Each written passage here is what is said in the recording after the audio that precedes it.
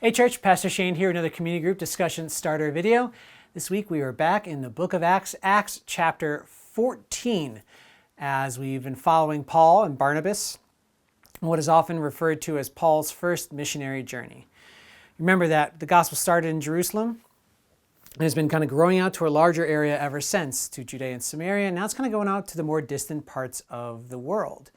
And we've seen the shift over the last several chapters of the gospel really being focused on the Jewish people, the descendants of the Israelites, to now going to the Gentile, the non-Jewish descendants in the rest of the world as the gospel continues to move forward. And this is going to kind of come to a head as we get into Acts chapter 15, which we'll kind of get to after our Advent season and in the new year.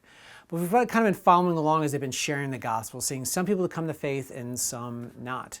But churches kind of continuing to grow and be planted in all the cities that the apostles are visiting.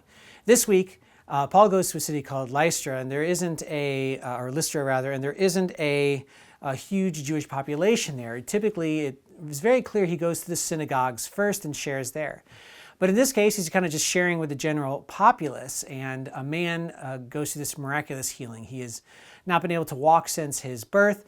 God heals him, and the reaction, though, is not what we've seen so far. The reaction of the crowd is to call Paul Zeus and Barnabas Hermes. Did I get that right? Or is it the other way? Barnabas Zeus and Paul Hermes, because Paul is the one who is doing more of the speaking. And as they did that, they were going to offer sacrifices to them, which, kind of a disaster. They're here to kind of share the gospel, to talk about who God is, and the people have kind of totally misunderstood it. And so we took the opportunity to talk about that, how we are often sharing the gospel in a culture that does not know Christ, and in a culture where it's easy to misunderstand the gospel.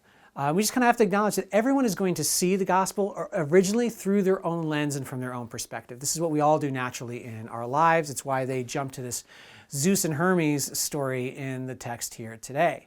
And so what we need to do is what Paul does and kind of really understand the context that they're sharing in, or that we are sharing in, the context that they're coming from, so the gospel could even make sense to them. And I think that's just something important for us as Christians to understand and to kind of acknowledge. Sometimes we're really in our church bubble, and it's hard for us to remember, other people don't think this way, or things that may seem very obvious to us are not going to be obvious to other people.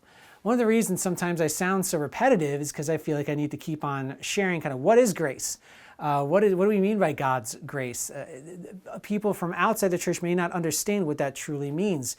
Unmerited favor, the fact that God doesn't treat us how we deserve. He gives us more than what we deserve. That's what His grace is all about. That's just one example. And so as we go and share the gospel with others, we have to understand they're going to see it from their own cultural lens and standpoint. And so part of being good at sharing the gospel and the people who are being faithful to God is kind of doing what Paul does and approach it from a place that they might understand.